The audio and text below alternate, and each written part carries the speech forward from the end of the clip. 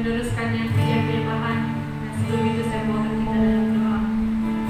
Haleluya Bapa, haleluya Roh Kudus, haleluya Tuhan. Bapa, terima kasih karena kebaikan Tuhan dalam kehidupan kami. Tuhan, Engkau adalah Allah kami yang baik, Allah kami yang hidup. Roh Kudus, mulialah nama-Mu. Terima kasih Tuhan atas penyertaan-Mu sepanjang minggu ini terhadap setiap kami Tuhan, dalam pekerjaan kami, dalam duduk kami di rumah juga Tuhan. Kami percaya Tuhan ada menyertai kami dan menjaga kami. Tuhan, sebelum kami memulakan pujian penyembahan kami ingin serahkan masa ini ke dalam tangan-Mu.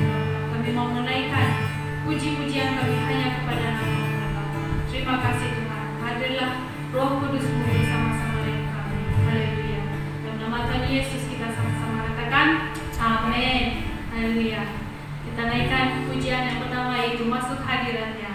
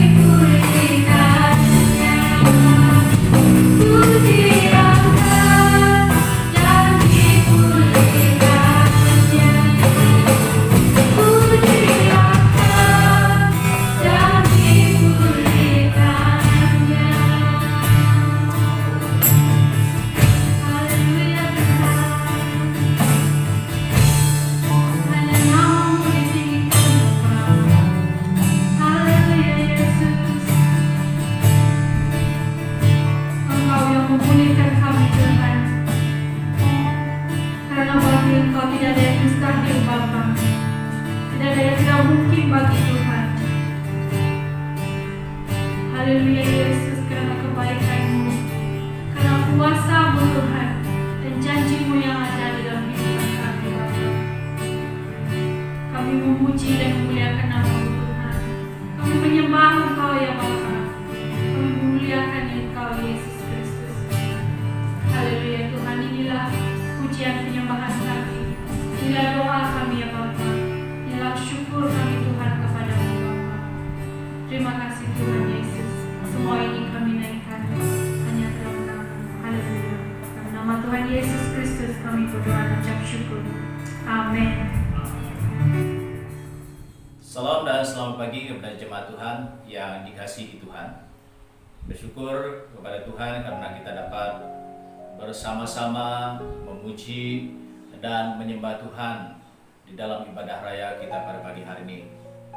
Walaupun kita beribadah di rumah kita masing-masing, saya berharap agar kita tetap bersemangat dan setia untuk memuji Tuhan, menyembah Tuhan, dan belajar daripada firman Tuhan.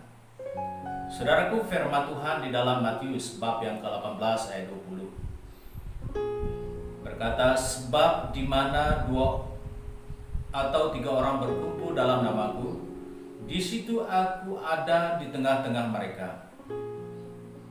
Saudaraku yang terkasih di dalam nama Tuhan, firman Tuhan di dalam Matius bab yang ke-18 ayat 20 ini meyakinkan kita bahwa Tuhan tetap ada bersama-sama dengan orang yang berkumpul di dalam namanya. Baik 1 orang, 2, 3 orang, atau lebih daripada jumlah itu. Saudaraku, percayalah bahwa Tuhan ada bersama-sama dengan kita di dalam ibadah kita pada pagi hari ini. Saudaraku, syukur kepada Tuhan karena ada sedikit penurunan dari jumlah pesakit COVID yang baru pada minggu ini. Walaupun ianya kelihatan sudah menurun, namun kita masih perlu mempunyai sikap yang berjaga-jaga, was-was dan patuhilah, dan senantiasa rujuk pada SOP PKPB yang telah ditetapkan agar kita senantiasa di dalam keadaan yang terjaga dan selamat. Saudaraku, apa yang berlaku selama PKP ini pasti ada hikmahnya. Mengapa saya berkata demikian? Karena kalau bukan PKP kita jarang duduk di rumah. Dan karena PKP ini kita terpaksa duduk di rumah, dan ini membuatkan kita banyak masa bersama dengan keluarga kita. Baik membaca firman Tuhan dan berdoa bersama. Dan ada kesempatan untuk kita membersih rumah, dan kita ada kesempatan berkebun di kawasan rumah kita. Dan sehingga ramai juga yang menjadi pandai untuk memasak dan buat kue-kue dan sebagainya. Ya, meskipun PKP, firman Tuhan semakin meluas disampaikan melalui YouTube, WhatsApp, Instagram, Telegram, dan Facebook. Syukur kepada Tuhan karena walaupun PKP ini kita masih dapat beribadah di tempat kita masing-masing. Dan firman Tuhan tidak terhalang sedikit pun untuk diperdengarkan atau diberitakan kepada sesiapapun. Saudaraku, waktu Tuhan pasti yang terbaik bagi umat-umatnya. Walau kadang-kadang kita tidak mengerti apa yang dilakukan oleh Tuhan dan apa yang berlaku di dalam kehidupan kita pada hari ini, tetapi Tuhan mahu agar kita percaya, berharap kepadanya. Dialah tempat kita mengadu, dan dialah yang menolong kita tepat pada waktunya. Nah, jadi saudaraku, pada pagi hari ini tajuk firman Tuhan yang ingin saya kongsikan ialah persembahan yang diinginkan oleh Allah. Apakah definisi dari kata persembahan ini? Definisi persembahan adalah suatu benda yang dipersembahkan atau pemberian kepada seseorang yang berkedudukan tinggi atau yang berkedudukan rendah. Persembahan itu tidak dilihat dari segi aspek pemberian benda saja yang berupa uang ataupun harta, tetapi dari aspek persembahan tubuh seperti yang dikatakan oleh Rasul Paulus di dalam Roma bab yang ke-12 ayat 1. Firman Tuhan yang berkata demikian, karena itu saudara-saudara, demi kemurahan Allah, aku menasihatkan kamu supaya kamu mempersembahkan tubuhmu sebagai persembahan yang hidup dan yang kudus dan yang berkenan kepada Allah. Itu adalah ibadahmu yang sejati. Ayat yang kedua berkata, janganlah kamu menjadi serupa dengan dunia ini, tetapi berubahlah oleh pembaharuan budimu, sehingga kamu dapat membedakan manakah kehendak Allah, apa yang baik, yang berkenan kepada Allah, dan yang sempurna. Saudaraku, ada dua perkara yang Tuhan ingin kita persembahkan, yaitu persembahan korban syukur, yaitu berupa uang ataupun harta kita. Yang kedua adalah persembahan tubuh, sebagai persembahan yang hidup, kudus, dan yang berkenan kepada Allah. Pagi ini kita akan belajar dari dua pribadi, yaitu Kain dan Habil, di dalam hal mereka memberikan persembahan kepada Allah. Saudaraku, mari kita sama-sama membaca firman Tuhan yang saya ambil daripada Kejadian pasal yang keempat ayat 1 hingga 16. Tetapi saya akan membaca daripada ayat yang ketiga hingga ayat yang ke-12. Firman Tuhan yang berkata demikian, ayat yang ketiga, setelah beberapa waktu lamanya, maka Kain mempersembahkan sebahagian dari hasil tanah itu kepada Tuhan sebagai korban persembahan. Habil juga mempersembahkan korban persembahan dari anak sulung kambing dombanya, yakni lemak-lemaknya. Maka Tuhan mengindahkan Habil dan korban persembahannya itu. Tetapi Kain dan korban persembahannya tidak diindahkannya. Lalu hati Kain menjadi sangat panas dan mukanya muram. Firman Tuhan kepada Kain, mengapa hatimu panas dan mukamu muram?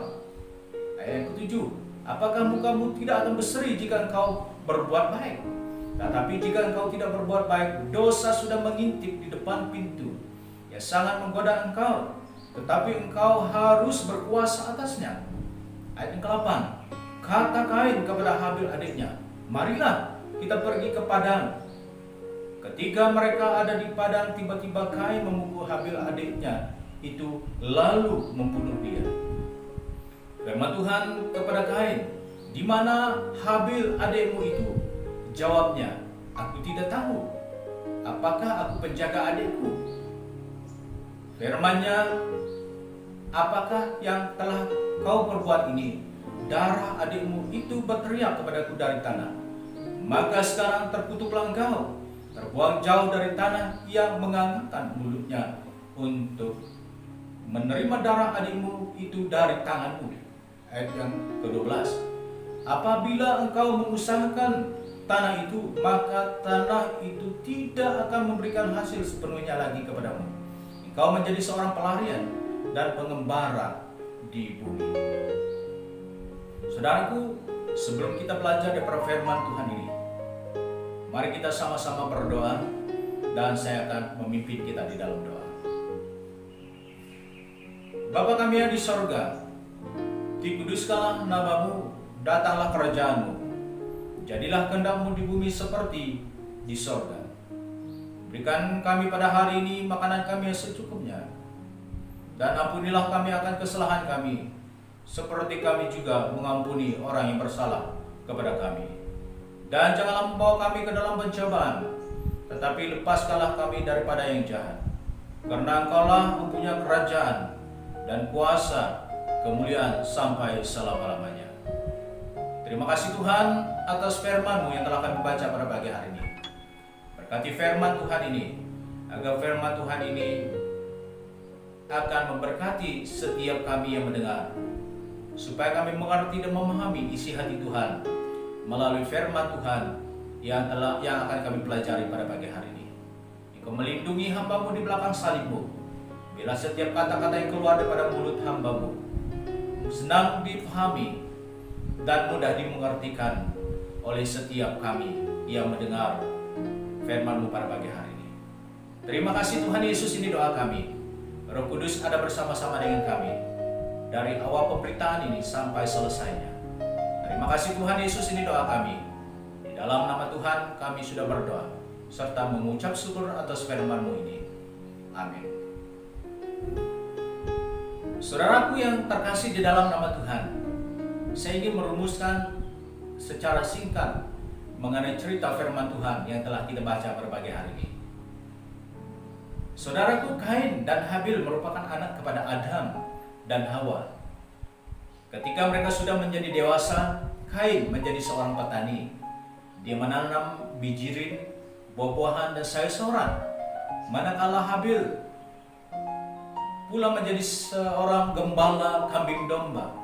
Di dalam tempo yang sangat singkat, Habil mempunyai kawanan kambing domba untuk dijaganya. Dan suatu hari, Kain dan Habil membawa pemberian mereka masing-masing untuk dipersembahkan kepada Tuhan. Kain membawa sedikit hasil tanamannya dan Habil pula membawa dari anak sulung kambing dombanya yang terbaik. Tuhan suka akan Habil dan pemberian Habil, tetapi Tuhan tidak suka akan pemberian Kain. Mengapa Tuhan berlaku demikian? Hal ini bukan karena pemberian Habil lebih baik daripada pemberian Kain. Habil memiliki kepribadian yang baik. Habil seorang yang mengasihi Tuhan dan takut akan Tuhan. Manakala abangnya memiliki kepribadian yang tidak baik, memiliki kepribadian yang jahat, dia membenci adiknya, malah ia cemburu karena Tuhan lebih menyayangi Habil. Walaupun Tuhan memberitahu Kain bahwa ia harus mengubah sikapnya yang jahat, namun Kain tidak mendengar nasihat Tuhan. Oleh itu Kain mengajak Habil ke padang, dan apabila mereka berdua di padang, lalu Kain memukul Habil, adiknya. Dia memukul adiknya dengan begitu kuat sekali sehingga Habil mati. Akibat daripada tindakan Kain, Kain dikutuk oleh Tuhan. Dan apa yang firman Tuhan katakan di dalam ayat yang ke-12, apabila engkau mengusahakan tanah itu, maka tanah itu tidak akan memberikan hasil sepenuhnya lagi kepadamu. Engkau menjadi seorang pelarian dan pengembara di bumi. Akibat kejahatan, akibat kebencian daripada Kain yang membuatkan dia membunuh adiknya. Akibat daripada membunuh adiknya, dia dikutuk. Dan Tuhan mengutuk dia di dalam ayat yang ke-12 ini, bahwa firman Tuhan katakan, apabila engkau mengusahakan tanah ini, maka tanah itu tidak akan memberi hasil sepenuhnya lagi kepadamu. Engkau menjadi seorang pelarian dan pengembara di bumi. Itu yang dikatakan oleh Tuhan kepada Kain.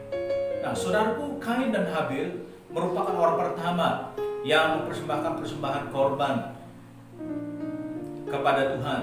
Sehingga pada hari ini umat Tuhan turut mengikuti teladan Kain dan Habil dalam hal memberi pemberian kepada Tuhan. Saudaraku, firman Tuhan pagi ini menjelaskan kepada kita tentang bagaimana persembahan yang diinginkan oleh Tuhan. Saudaraku, ukuran persembahan itu tidak dilihat dari banyak persembahan itu, tetapi Tuhan ingin kita memberi dengan hati yang suci. Seperti firman Tuhan katakan di dalam Matius bab yang kelima ayat 23 hingga 24. Firman Tuhan berkata di dalam ayat yang ke-23, sebab itu jika engkau mempersembahkan persembahanmu di atas mezbah, dan engkau teringat akan sesuatu yang ada di dalam hati saudaramu terhadap engkau, tinggalkanlah persembahanmu itu di depan mezbah dan pergilah berdamai dahulu dengan saudaramu, lalu kembali untuk mempersembahkan persembahanmu itu. Saudaraku, penekanan firman Tuhan ini mengkehendaki agar kita tinggalkan persembahan kita dulu jika ada kemarahan, kebencian, kejahatan di dalam hati kita. Selesaikan dulu, sesudah itu kita akan kembali untuk mempersembahkan persembahan kita agar Tuhan berkenan pada persembahan kita. Jadi saudaraku, mengapa Tuhan menginginkan persembahan Habil? Mengapa Tuhan tidak menginginkan persembahan Kain? Karena Habil mempersembahkan korban persembahan dari anak sulung kambing dombanya, lalu memberikan potongan yang terbaik. Yang pertama kita lihat di sini bahwa Habil memberikan potongan yang terbaik bagi Tuhan. Walaupun persembahan Habil itu sederhana, tetapi dia memberikan yang terbaik untuk Tuhan. Tidak ada yang lebih istimewa daripada persembahannya, tetapi Tuhan lebih suka Habil dan persembahannya, sebab Habil seorang yang takut akan Tuhan. Yang pertama tadi memberikan persembahan yang terbaik, dan yang kedua, dia seorang yang takut akan Tuhan. Dan Habil bukan mempersembahkan kambing dombanya saja, tetapi dia juga mempersembahkan kehidupannya untuk Tuhan, yaitu hatinya kepada Tuhan. Dia mempersembahkan hatinya kepada Tuhan. Dia membiarkan Tuhan yang membentuk hidupnya. Dia membiarkan hidupnya untuk Tuhan, yang membuatkan persembahan Habil dikehendaki dan diperkenankan oleh Allah.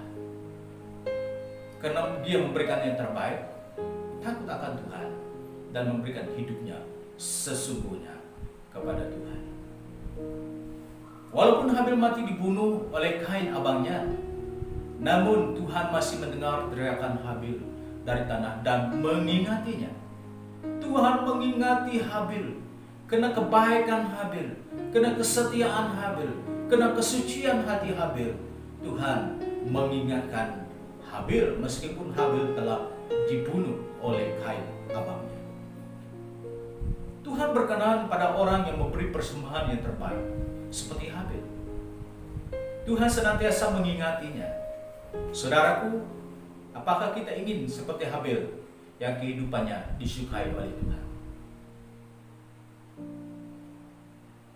Saudaraku, apakah persembahan yang diingini oleh Tuhan untuk kita pada hari ini? Tuhan ingin supaya kita memberi dengan murah hati. 2 Korintus bab yang ke-8 ayat 1 hingga 5 menjelaskan tentang jemaat di Makedonia. Meskipun mereka sangat miskin, namun mereka kaya dalam kemurahan. Mereka memberikan lebih banyak daripada yang diharapkan. Mereka memberikan diri mereka pertama-tama kepada Allah.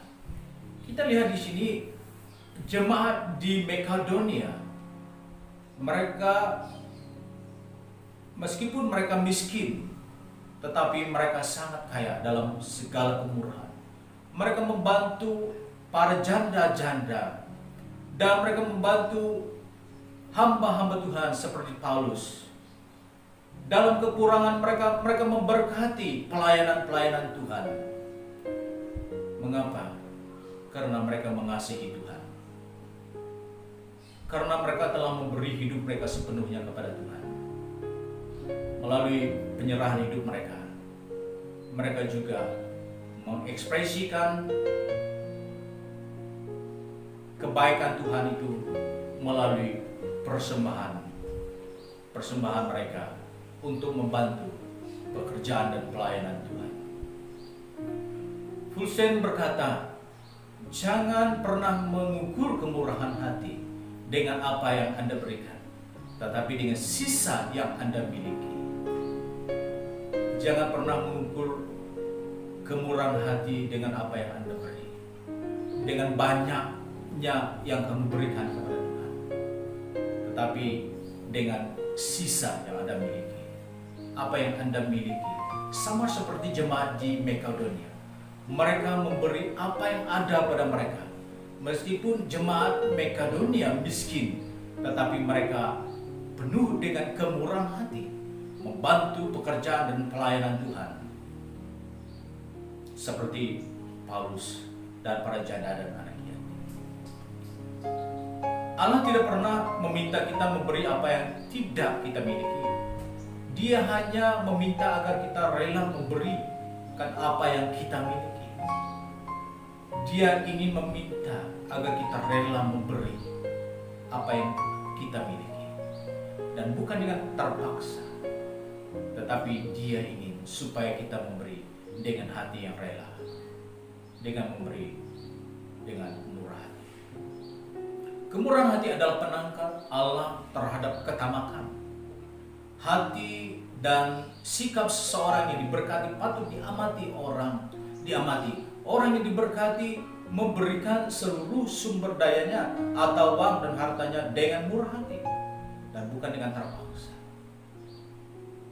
Nah, hanya orang yang mengasihi Tuhan dapat bermurah hati pada Tuhan. hanya orang yang mengasihi Tuhan yang dapat memberi dengan murah hati kepada Tuhan. Persembahan tidak menuntut kepada berapa nilainya, tetapi menuntut kepada kemurahan hati kita dalam memberi. Mengapa Tuhan menginginkan persembahan kita? Karena kita memberi dengan sukacita dan murah hati. Dan bukan sama seperti Kain. Dia memberi dengan hati yang terpaksa. Dia memberi dengan kemarahan hatinya. Dan apabila Tuhan tidak menerima persembahannya, dia marah. Dia marah. Dan daripada tindakannya itu, dia membunuh adiknya sendiri karena kemarahannya. Jadi saudaraku, Tuhan mau kita memberi dengan senang hati dan bukan dengan terpaksa. Dan yang kedua, memberi sebelum menerima. Apakah uang membawa kebahagiaan bagi kita? Kisah Rasul pasal yang ke-20 ayat 35. Berbahagialah memberi daripada menerima. Mother Teresa berkata, jangan pernah khawatir dengan jumlah pemberian. Tolonglah satu orang satu kali, dan selalu dimulai dengan orang yang berada dekat dengan Anda. Mother Teresa berkata, jangan pernah khawatir berapapun jumlah yang kau berikan untuk Tuhan, jika engkau memberikannya dengan hati yang baik, dengan hati yang sungguh-sungguh kepada Tuhan, dan tanpa mengharapkan balasannya, kita percaya bahwa Tuhan berkenan terhadap segala persembahan yang kita berikan. Pemberi sejati tidak dimotivasi oleh persaingan, tetapi oleh anugerah dan rahmat Tuhan. Pemberi sejati tidak dimotivasi oleh persaingan, karena dia memberi banyak, saya harus juga memberi banyak. Tetapi yang membuatkan kita memberi untuk Tuhan adalah karena anugerah Tuhan, karena rahmat Tuhan, karena kita merasakan bahwa kita telah diberkati oleh Tuhan, karena kita telah diberkati oleh Tuhan dan dilimpahkan dengan berkat, maka kita memberi untuk Tuhan. Dan bukan karena persaingan, orang itu memberi banyak dan saya harus juga memberi. Nah, pemberi sejati dimotivasi dengan anugerah Allah, dengan kasih karunia Tuhan. Anugerah dan rahmat Allah yang membuatkan kita rindu atau ingin untuk memberi, dan anugerahnya yang memberi kita kemampuan untuk tidak mengharapkan menerima balik apa yang kita berikan. Apabila jemaat di Makedonia mereka merasakan kasih anugerah Tuhan, merasakan kuasa Tuhan, maka mereka memberi apa yang mereka miliki. Walaupun dalam kemiskinan mereka tetap memberi untuk Tuhan. Dan demikian juga Habil, karena dia merasakan anugerah Tuhan di dalam dirinya, merasakan rahmat Tuhan di dalam dirinya, maka dia memberikan yang terbaik bagi Tuhan. Seperti firman Tuhan katakan, Habil memberi yang terbaik untuk Tuhan. Karena dia merasakan anugerah Tuhan telah memberkati ternakannya. Daripada yang sedikit, Tuhan memberkati dengan suatu kawanan yang besar untuk dijaganya. Nah, yang ketiga, memberi dengan sepenuh hati. Roma pasal 12 ayat 1 hingga 2 berkata, persembahkan hidup sebagai persembahan yang kudus dan yang berkenan kepada Allah. Persembahan tubuh ini diinginkan oleh Tuhan dari diri kita. Sebab hati yang diberi sepenuhnya kepada Tuhan itu menjadi kesukaan Tuhan selamanya. Tuhan menyukakan apabila kita memberikan hidup kita kepada Tuhan sebagai persembahan yang hidup, kudus, dan yang berkenan di hadapan Tuhan. Meskipun berapa banyaknya uang harta yang kita berikan kepada Tuhan, tetapi hati kita tidak diberi sepenuhnya kepada Tuhan, maka sia-sialah persembahan kita itu, seperti berlaku kepada Kain, abangnya Habil. Dia memberi hasil daripada tanamannya, dia memberikan hasil biji rinya, tanamannya itu kepada Tuhan. tetapi dia lupa hatinya diberikan untuk Tuhan. Tetapi kita melihat Habil, dia memberikan kambing domba dan juga dia memberikan hatinya kepada Tuhan. Dia memberikan hati dengan hati yang girang, hati yang senang, dengan hati yang penuh bersukacita, sehingga Tuhan berkenan terhadap persembahan Habil. Saudaraku, bagaimana persembahan yang diinginkan Tuhan? Saudaraku, jika hati kita masih ada kemarahan, kebencian, iri hati, dendam pada keluarga kita, pada rakan-rakan kita, kepada orang-orang lain, jika perkara ini masih mengikat kita, jika perkara ini masih menguasai kita, firman Tuhan katakan, pergilah berdamai dulu, dan sesudah itu kembali persembahkan persembahan bagi Tuhan. Saudaraku, saya mengharapkan agar kita bertindak dan meresponi firman Tuhan ini, agar kita juga disukai oleh Tuhan, seperti Tuhan menyukai Habil dalam ia mempersembahkan persembahannya kepada Tuhan.